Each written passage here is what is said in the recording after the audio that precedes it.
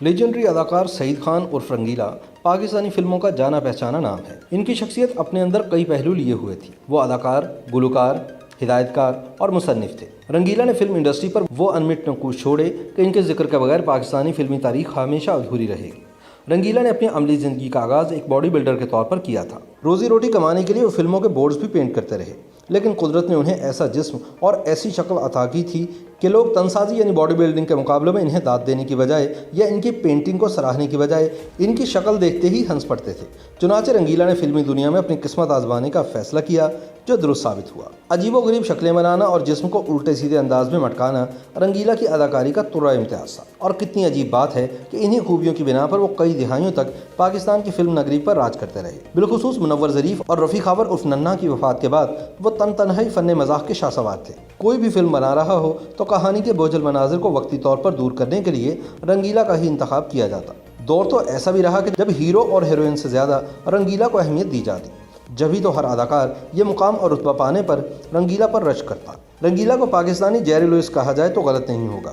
ہالی would comedian star کی طرح رنگیلا نے بھی جسمانی حرکات اور چہرے کو بگاڑ کر مکالمات کی ادائیگی سے غیر معمولی شہرت پائی۔ پارا چنار میں پیدا ہونے والے محمد سعید خان عرف رنگیلا کی زندگی کا سفر دکھوں، تکلیفوں اور پریشانیوں سے معمور رہا۔ صرف 1 سال کی عمر میں سر سے ماں اور باپ کا سایہ اٹھ جانے کے بعد رنگیلا نے پشاور کا رخ کیا تو 7 بہن تھی۔ محفوظ مقام اور بہتر مستقبل کی تگ و دو میں زندگی نے کئی آزمائشوں کے سامنے لا کھڑا کیا۔ تعلیم کیا حاصل کرتے، 2 وقت کی روٹی کی جدوجہد شروع کر دی۔ محنت مزدوری کر کے اپنی اور بہن کی زندگی میں بہار لانے کی جستجو رہی۔ ڈرامائی موڑ تو اس وقت آیا جب دلیپ کمار کی فلم سینما میں دیکھی تو جیسے وہ شہنشاہ جذبات کے سحر میں کھو سے گئے۔ فیصلہ کیا کہ میں بھی ایک ایسا ہی مقام اور شہرت حاصل کروں گا۔ جبھی پشاور سے لاہور کا سفر طے کرنے کا ارادہ کیا، خالی جیب پیروں کی زنجیر تو بنی لیکن خود کو اس سے آزاد کرنے کی ٹھان لی تھی۔ گو کہ رنگیلا نے پہلی بار جس فلم میں اداکاری دکھائی وہ سن 1958 میں آئی، لیکن ان کی اداکارانہ صلاحیتوں کا اصل امتحان تو اس وقت شروع ہوا جب وہ پشاور سے لاہور جانے کے لیے ٹرین میں سوار ہوئے تھے، اور تب ٹکٹ چیکر آیا تو 1000 رکعت کی نیت باندھ کر نماز پڑھنے میں مصروف ہو گئے۔ تھک ہار کر ٹکٹ چیکر ناکام لوٹنے لگا تو ٹرین میں سوار ادھیڑ عمر کی خاتون نے رنگیلا کے ٹکٹ کی رقم دی، جو ان کی اس غیر معمولی اداکاری کی پہلی پرستار بنی۔ رنگیلا شروع سے ہی اداکاری کرنا چاہتے تھے، لیکن صرف ایک موقع کی تلاش میں تھے۔ لاہور آ کر پینٹر آزاد کے ساتھ فلمی پوسٹر بنانا شروع کیے تو نگار خانوں تک رسائی ملنے لگی۔ ہر انسان کی طرح وہ بھی خود کو دنیا کا پرکشش اور خوبصورت انسان سمجھنے کی خوش فہمی کا شکار تھے۔ جب ہی مزید دلکش نظر آنے کے لیے باڈی بلڈنگ کا آغاز کیا، لیکن یہاں بھی وہ مذاق ہی بن کر رہ گئے۔ تن سازی کے مقابلے میں شرکت کرنے کے لیے اسٹیج پر آئے، باڈی بلڈنگ کے پوز دیے تو حاضرین ہنس ہنس کر لوٹ پوٹ ہو گئے۔ رنگیلا کہتے ہیں کہ وہ مختلف انداز کے دوران چہرے کے تاثرات کو بھی تبدیل کر رہے تھے، لیکن تماشائی ان پر جملے کستے اور کہہ مار کر مسکراتے۔ یہی وہ لمحہ تھا جب رنگیلا نے سوچا کہ وہ فلموں میں کام کرنے کی لگن اور جستجو کو مزید تیز کریں اور ہیرو بننے کی بجائے کامیڈین کے طور پر اپنی پہچان قائم کریں۔ خوش قسمتی کا دروازہ ان پر بہت جلد ہی کھل گیا۔ ہدایت کار ایم جے رانا کی جٹی کا کامیڈین مسلسل غیر حاضر رہا تو اس معمولی سے کردار کے لیے رنگیلا کو پیشکش ہوئی، جسے رد کرنا انہوں نے ہاتھ آئے موقع کو ضائع کر دینے کے مترادف سمجھا۔ بدقسمتی سے یہ فلم پردہ سیمی کی زینت تو نہ بن سکی، لیکن یہ ضرور ہے کہ رنگیلا کی مختصر لیکن جاندار اداکاری کی دھوم مچ گئی۔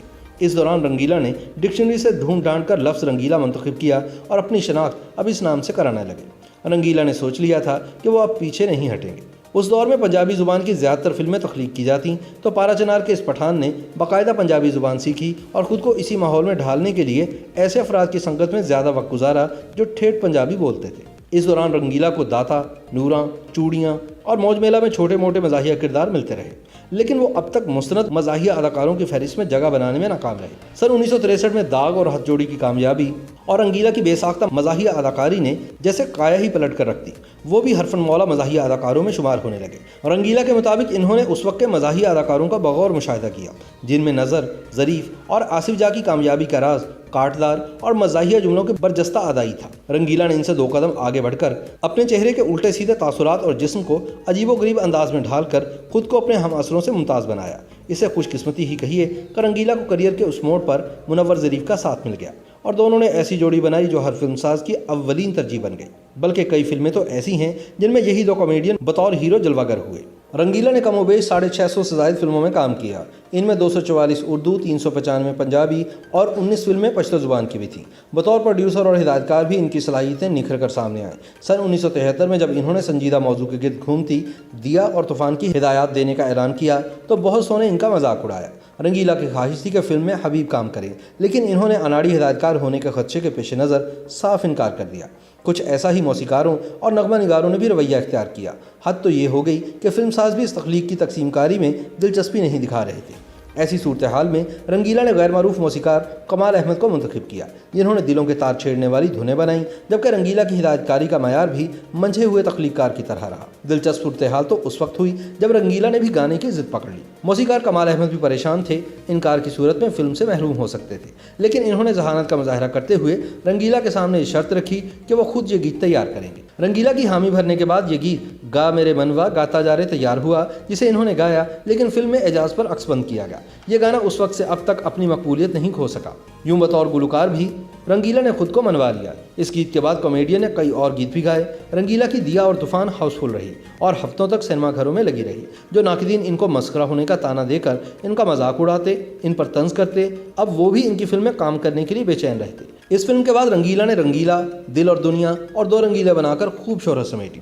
लेकिन वो जो कहते हैं कि हर कमाल को ज़वाल है, एक दौर ऐसा भी आया कि रंगीला की बनाई हुई बेशतर फिल्में बुरी तरह नाकामी से दुचार हुईं। इनमें मेरी मोहब्बत तेरे हवाले, कुबड़ा आशिक, सुबह का तारा और औरत राज नुमायाँ हैं। ढलती हुई उम्र और लोगों का ज़ौक़ बदलने की वजह से वो याद माजी बनते रहे। 4 दहाइयों तक राज करने वाला ये बासलाहियत फ़नकार उम्र के आखिरी हिस्से में स्टेज ड्रामों में भी जलवागर हुआ। शिकवा बस यही रहा कि बुढ़ापे की दहलीज पर कदम रखने के बाद कई अहबाब ने इन्हें वाकई याद माजी बनाकर रख दिया। रंगीला की ज़िंदगी का एक अलमिया ये भी था कि इन्होंने 3 शादियाँ की, लेकिन ज़िंदगी के आखिरी दिन अपनी बड़ी बेटी फरा दीवा के घर में कसम पुरसी की हालत में गुजारे। इस दौरान सुहेल वडाइच ने जियो टीवी के लिए रंगीला के साथ एक प्रोग्राम भी किया। जब सुहेल वडाइच ने इनसे मद्दाहों के लिए कोई पैगाम देने के लिए कहा तो रंगीला बोले, मेरी नसीहत नहीं बल्कि मेरी वसीयत है कि मर्द को 1 से ज़्यादा शादियाँ नहीं करनी चाहिए और कभी भी अपनी ज़िंदगी में अपना मकान अपनी बीवी के नाम नहीं करना चाहिए। रंगीला ने बताया कि मैंने 3 शादियाँ की और 3 मकान बनाए, जो मैंने तीनों बीवियों के नाम कर दिए, और नतीजा ये है कि आज मैं खुद बेघर हूँ और बेटी के घर में पड़ा खार हो रहा हूँ। YouTube पर गूगली न्यूज देखने के लिए youtube.com की सर्च बार में गूगली न्यूज टीवी टाइप करें। गूगली न्यूज के पेज पर सुर्ख रंग के सब्सक्रिप्शन वाले बटन पर क्लिक करना ना भूलिए। YouTube पेज पर अपलोड होने वाली वीडियोस से बाखबर रहने के लिए बेल आइकन पर क्लिक कीजिए। आपको हर नई वीडियो के बारे में नोटिफिकेशन मौसूल हो जाएगा।